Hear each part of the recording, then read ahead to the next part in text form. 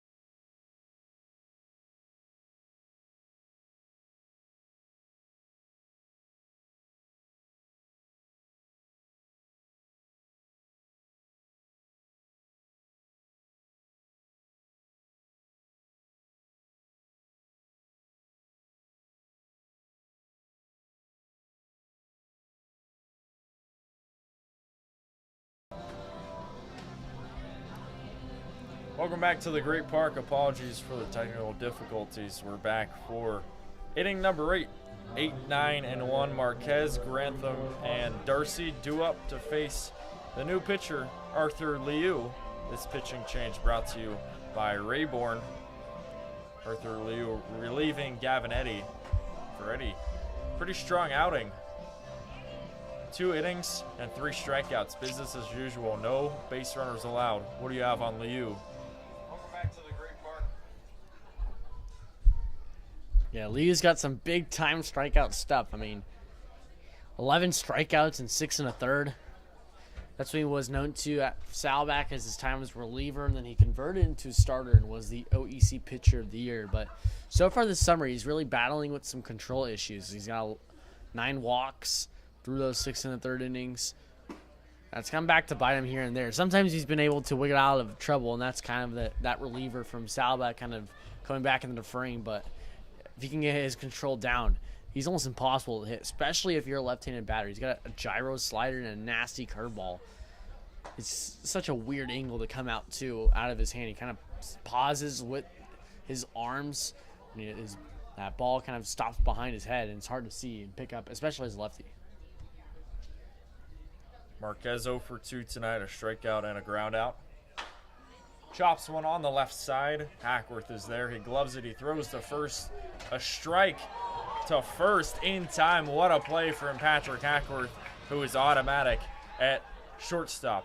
1 away here in the 8th.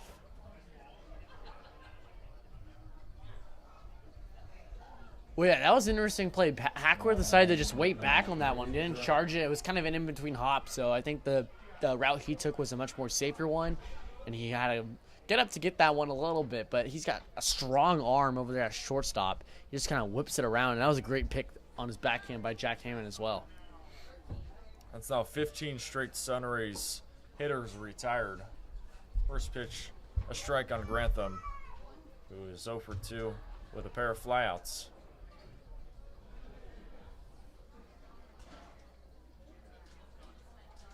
Two hits so far for the San Diego SunRays. This has been a master class from the Riptide pitchers. Yeah, they've done a great job all day at controlling the strike zone. Only one walk allowed, and that was from Sterner to starter, who went 5 strong innings, struck out 9. As well, they have 12 strikeouts in total in this game.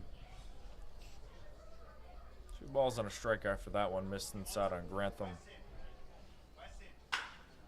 Grantham grounds one, bouncing right to Hackworth, who throws the first to Hammond. Back-to-back 6-3 putouts from Patty Hacks, and there are 2 away here in the 8th.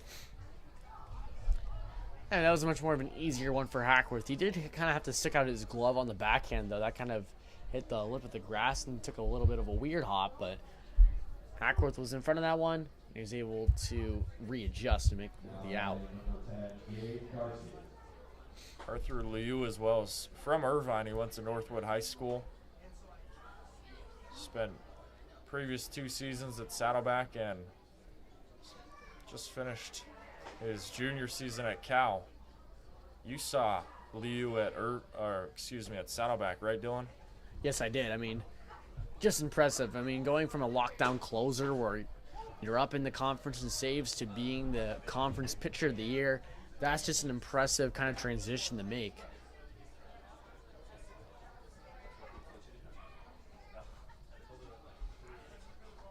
Oh, 0-1. Strike down the middle, and it's 0-2.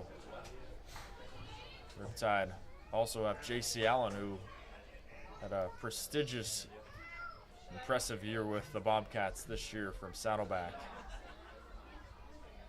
Liu ahead, no balls and 2 strikes. Trying to retire the side here in the 8th. Here's the pitch. And this one hit his foot, so that'll be a 2-out hit by pitch. Gabe Darcy's on for the 3rd time tonight. And there's a runner at first with 2 outs. Yeah, that's what happens when you have so much spin on that curveball. I mean, Darcy, you checked his swing. Now, he was about to swing at it. He held back. And luckily enough, it hit his feet. I mean, that's just due to the spin, natural spin on Liu's curveball when it comes out of that high slot.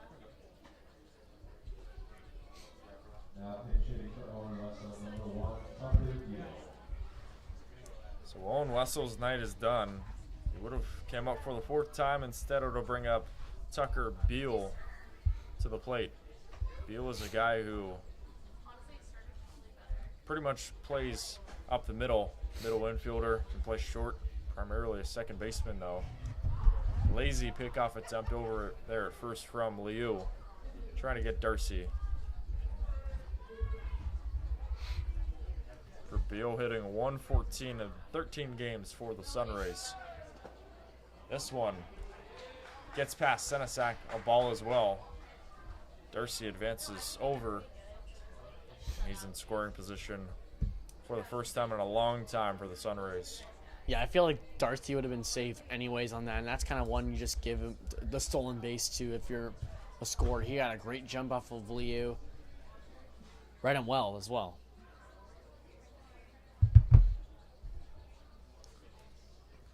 Darcy's had a good night. He's been on base 3 times, 2 for 3. Gets a hit by pitch here in the 8th. 2 balls and no strikes now on Tucker Beal. Darcy's going. He's going to have to go back. Solid lead, though. Yeah, it seems like he's reading Liu pretty well off the mound. I mean, especially when Liu kind of halts to a pause mid-delivery. You know, pitching on the stretch now with the runner on. And I don't know if Darcy, we'll see if he goes again, even though he just went full speed and that was a foul ball. 2-1 on Beal. He gets a piece of it, fouls it off on the right side. 2 balls and 2 strikes. Beal from Carlsbad currently attends Alone College.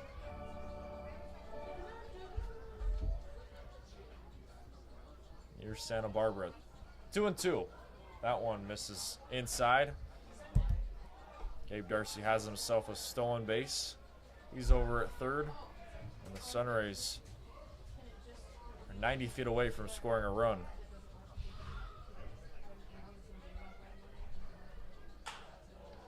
Ripper on the right side goes foul. Yeah, that one just missed from Beal from being a fair ball, which could have been extra bases. Definitely would have driven in Gabe Darcy over there at third base. Beal looking for RBI number 3 on the season. 3 balls, 2 strikes, and 2 outs. Leo 1 strike away from retiring the SunRays. Here's the pitch, and Beal belts one on the right side. That one slices just foul, and he'll get another one. Yeah, he's inching closer and closer to timing up Leo's fastball. That pitch before was kind of a little bit of a flare that just went foul. This one was hit well, but just couldn't stay fair. So I wonder if Leo might bring that fastball in inside. 3-2, strike 3 called. Arthur Liu freezes Tucker Beal for the 3rd out here in the 8th. Business as usual for Arthur Liu, who only gives up a hit by pitch and takes down the SunRays here in the 8th inning. We'll take a break and head to the home half of the 8th with the Riptide looking for insurance, up 7.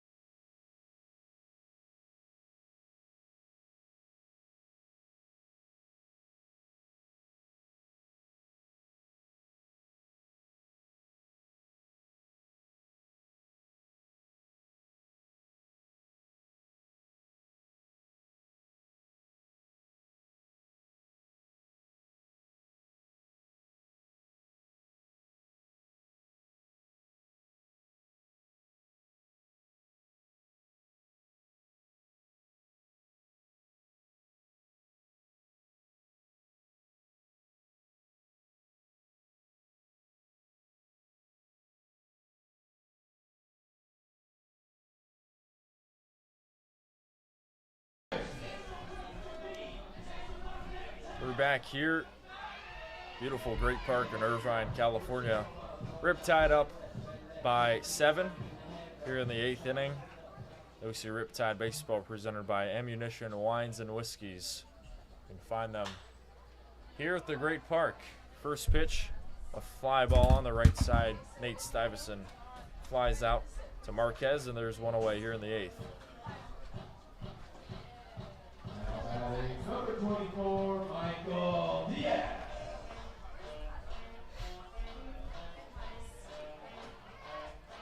So one away, and here comes Michael Diaz. Michael Diaz had a single back in the first. He's been hitless since, but he reached on with a walk back in the 4th. Still facing Brian Fernandez. First pitch, a ball outside and high, 1-0.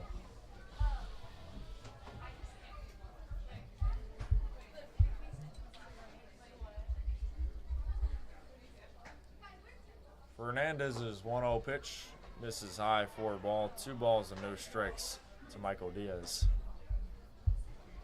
CCO All-Star game right around the corner.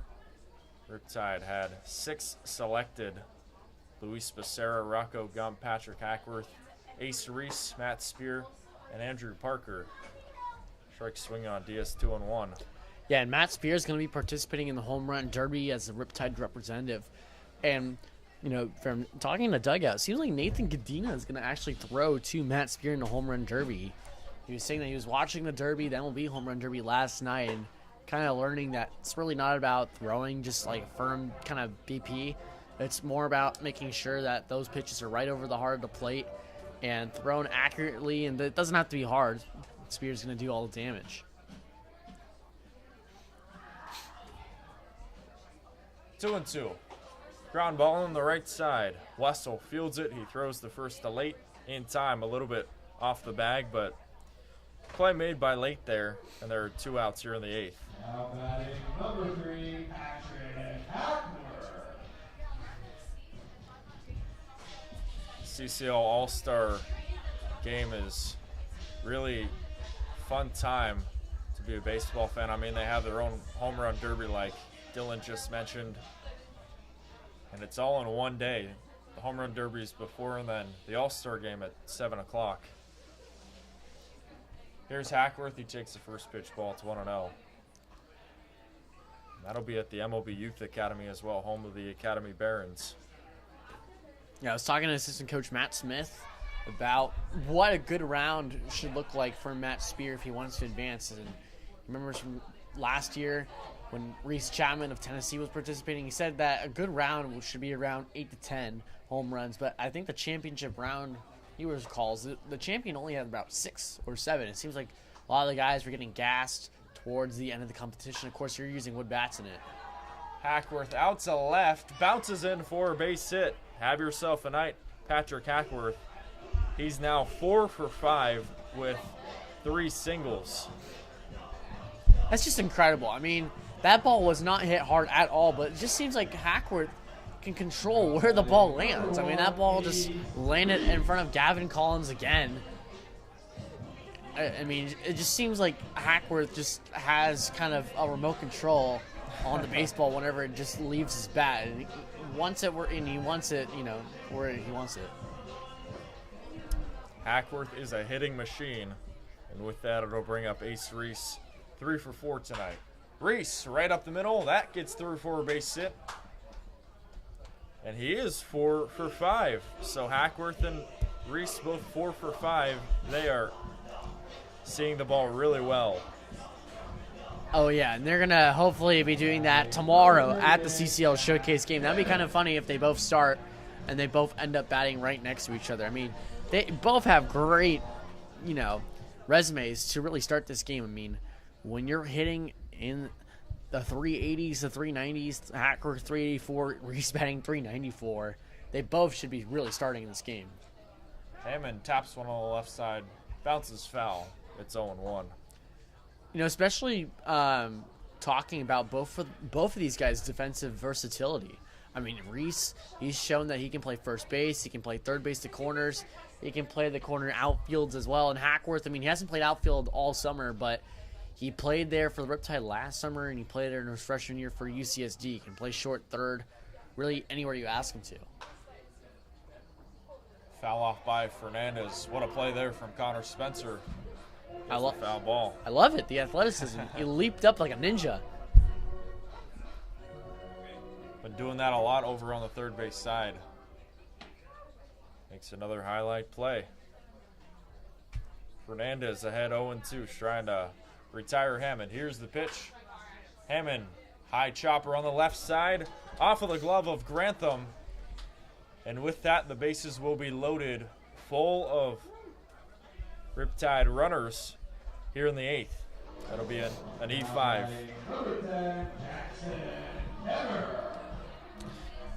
Yeah, it's just one of those balls again. It was a high chopper, and third baseman Grantham decided to come in on it again. He just couldn't put eye to glove there, and that time went off his glove. He's already had 2 of those plays, but he hasn't been able to convert yet. Kemmerer, big RBI chance. Bases loaded, 2 outs. He takes the first pitch ball, 1-0. Kemmerer is just trying to get it going. 0 for 2 with 2 strikeouts. Gets a piece of it, fouls it off. 0-1.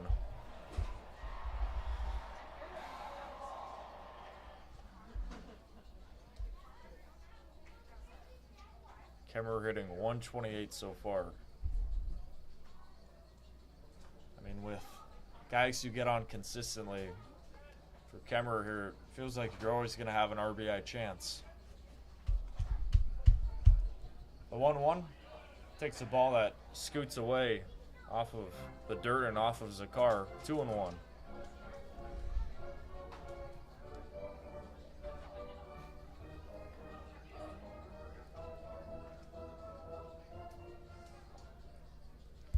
Kemmerer taking over for Carson McIntyre, who had to leave back in the 4th after he limped off of the field. Saying a check swing over at first. Kemmerer didn't go, so now 3 balls and 1 strike on the left fielder. I mean, even without Carson McIntyre, the Riptide put up a bunch of runs. Just hope he's okay. 3-1 to Kemmerer. Breaking ball out and away. Swing and a miss, and it is a full count. Well, yeah, see McIntyre right now in the dugout. He's got his shorts on. He took off the pants, but he's still got the jersey on. You know, talking to the head trainer, Rolina Holmes, right now for the Riptide. I mean, it seems like he's testing out that ankle, just walking around the dugout. Fernandez's payoff. Outside and away, ball 4. Run number 8 coming in. That's Patrick Hackworth. Riptide up 8-0 after a 2-out walk from Jackson Kemmerer. There you go. Jackson Kemmerer is able to get on base with a walk, driving in a run. I love that at-bat there from Jackson Kemmerer, just watching a few pitches in there and seeing Fernandez's stuff right there on the mound, and he was able to kind of lay off those curveballs and watch them go past him for balls. And great job working the count. The Riptide up 8. A run scored in the 8th inning. Here's Luke Johnson. Luke Johnson's had himself a good night, 2 for 4. First pitch was a strike, second one was not. Ball low, outside, 1-1. For Johnson, he's now got hits in 4 of his 5 games. And rolling so far. Bases loaded chance, OC up by 8. 1-1. Strike called on the outside corner, and it's 1-2. It's been night and day between the previous games against the San Diego SunRays. Pure domination from the Riptide here at home. The 1-2 to Johnson. Flared out to right. Roaming back is Marquez. He's under it. He makes the catch, and that is the final out here in the 8th inning. So another good inning from the Riptide. A 2-out walk from Jackson Kemmerer brings in a run. And the Riptide add another one here in the late innings. We will take a break and head to the 9th with Riptide looking to shut the door and get win number 3 against the SunRays. Stay with us.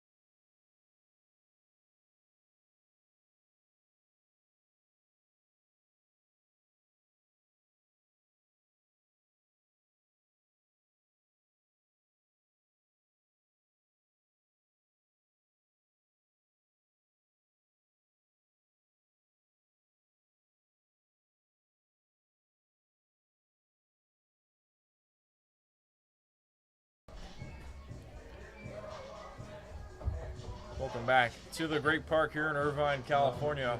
The Riptide up by 8. Pitching substitution brought to you by the Russell Law Group. Arthur Liu's night is done. Here comes Tyler Valdez, a returner for the Riptide, and looking to shut the door on a potential SunRays comeback. Yeah, he was absolutely phenomenal last year for the Riptide. He had a 1.00 ERA in 27 innings with 34 strikeouts and is named to the CCL All-League team. So this is only his second appearance. Kind of arrived to the team later. He's working his way back. He appeared in 14 games for Texas Rio Grande Valley and then started in 7.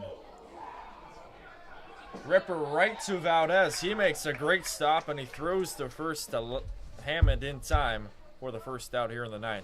What a play there from Valdez, coming right back. I mean, I think that's kind of the best spot. If there's any spot you really want to come back here to hit you is right on that thigh. That's where you got the meat of your body, and you can really take it. And that was off his front leg, so not off his back leg, so that also really helps him as well. So Zach Late's night is done. We'll bring in Shane Stafford as a pinch hitter here for the SunRays. Tyler Valdez has only appeared in 1 game for the Riptide. Wave and a miss down the middle. He appeared 6 days ago at the MLB Academy. Went 1 inning, gave up 1 hit, struck out 2 Barons batters. So he was lights out then, trying to be lights out here.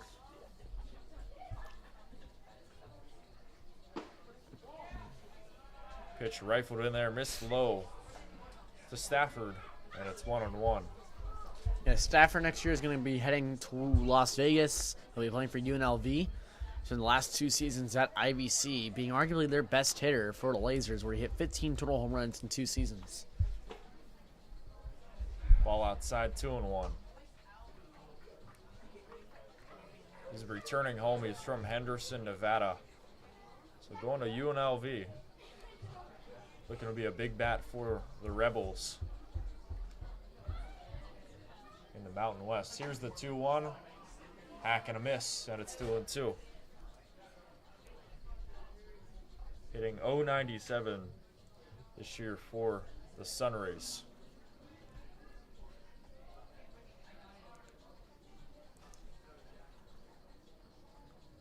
Valdez is 2-2. Strike 3 right down the middle.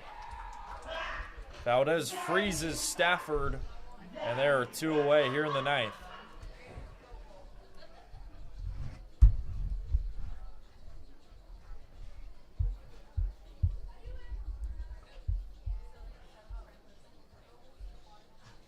Now pitch hitting number 28, JT Crab.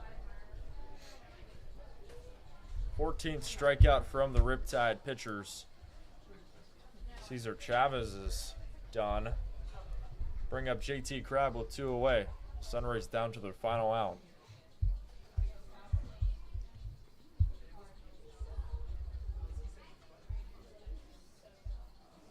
First pitch to Crab, check swing. First base umpire said he didn't go around. What a game from the Riptide, Dylan. After the first inning, up 5-0 and kept going. You know, at the plate, they displayed their slug, and on the mound, they displayed their dominant strikeout stuff. Foul off 1-1 on Crab. Conejo won 6-0 over Ventura County. Only other CCL South game going on tonight. So they will stay in second. Riptide, with a win tonight, will stay in third. 1-1. Ball outside, 2 balls on a strike to JT Crab. Yeah, what's very interesting, honestly, about the Riptide schedule compared to last season is that they're playing a game tonight, the day before the CCL Showcase game, and they also play on Thursday right after. So that wasn't something that happened last year.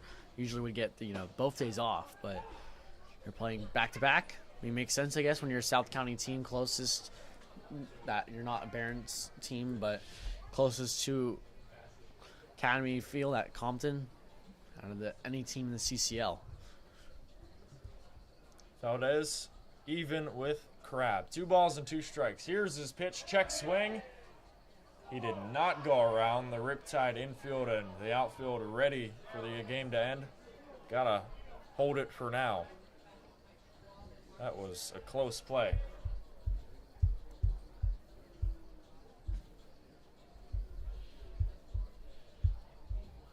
Riptide one strike away from another win. Looking for win number 16. Here's the payoff pitch. Strike 3 called. Back-to-back strikeouts from Tyler Valdez to retire the SunRays in order in the 9th inning. It's all business from the Riptide, who take down the SunRays 8-0 here at the Great Park.